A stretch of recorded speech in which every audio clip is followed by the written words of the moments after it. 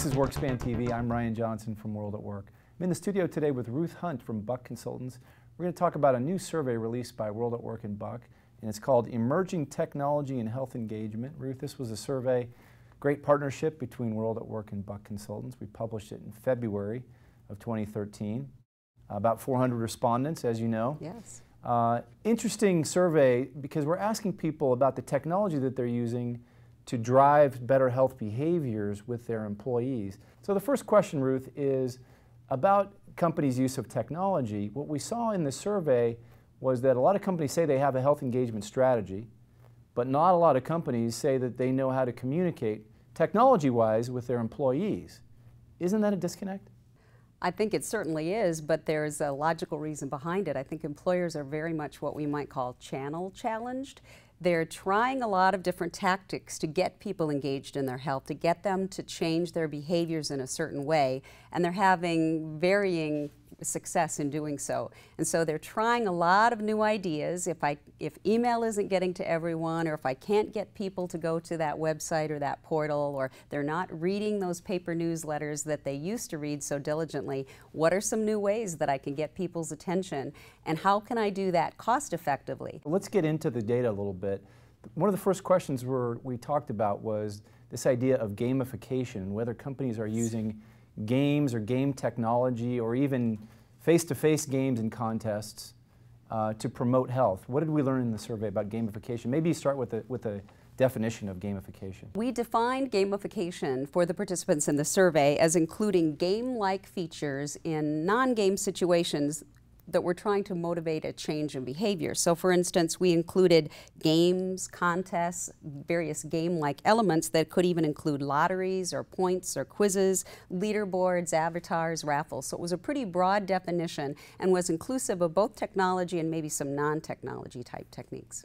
And we saw that most companies, or at least in this survey, this was one of the most prevalent uses was gamification. Absolutely. There's extreme interest in it. We saw that 62% of respondents said that they could see this as being the most prevalent strategy. 31% said even if they're not using it now, they plan to use gamification within the next year. When we asked about ROI, relative ROI of these different techniques, 27% saw it as most effective. Now that doesn't seem high, but only 11% saw social networking, social media or mobile techniques as being most effective. So gamification is definitely very much on the rise. Okay, next we talked about mobile technology, which in our definition included obviously mobile phones and tablet technology. What did we learn about how companies are using this to promote health engagement? In terms of how far they've gone in implementation, we saw 36% say that it was actually already implemented. And when it came to the top priority for expansion, 40% actually put it at the top of their list. The logic of that seems clear. We know that 85% of Americans own a mobile phone, and over half of those actually are smartphones. And so we know that everyone has a large proportion of our workforce has a handheld PC, so to speak. So if we can find a way to tap into what is an incredibly rapidly growing marketplace of mobile apps being used to make life easier, being used to make it more convenient and simple, being used as a time saver, then perhaps that's maybe that secret sauce in terms of behavior change for health. The third leg of the stool, if you will, in this survey was what we called social media, including a variety of things that companies might use. And maybe we start off with the definition again of what social media meant here. And then how are companies using these? This is sort of the least used among the three variables? Well, social media we defined as including a variety of technologies that help mediate communication between organizations or communities. It could be networks of individuals. And so in the context of the study, we gave several examples. We talked about social networking platforms that could be Facebook, LinkedIn, Twitter, maybe some other custom networks, even Yammer that's in wide use today, or collaborative content management like enterprise wikis or intranet knowledge bases, perhaps to help me understand my health condition. And then blogs, podcasts, text messaging, other kinds of RSS feeds or content. And finally, health-related websites, maybe employee testimonials. One of the, I think, very rapidly rising uses that we're seeing are employee testimonials or success stories. We saw a lot of write-in comments about the power of like-minded people or people with similar challenges to inspire, to motivate, to get people to take on those health challenges and overcome them.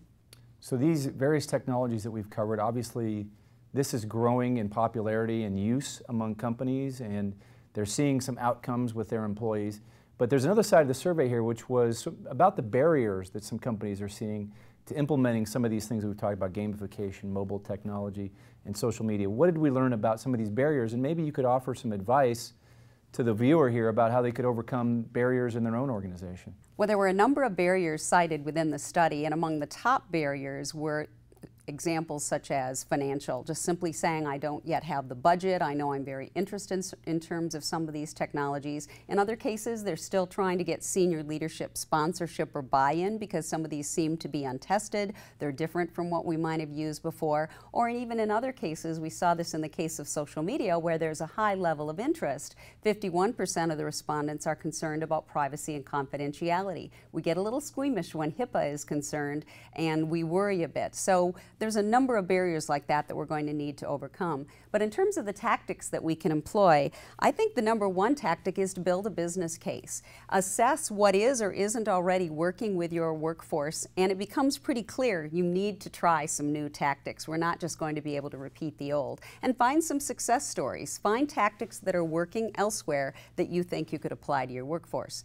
Then perhaps you can get a budget or a sponsorship to be able to start the process of a rollout, and maybe it's as simple as a pilot. You don't have to do that for the broad population. Perhaps you try a small social networking community. Perhaps it's, in one of our client situations, it was maternity management. They had a large number of younger women, and maternity costs were high, and they needed women to participate in maternity management coaching programs. And by building that kind of social network or community, you can be more likely to get people to take advantage of the resources available to them to try to improve their health. And then finally, measure.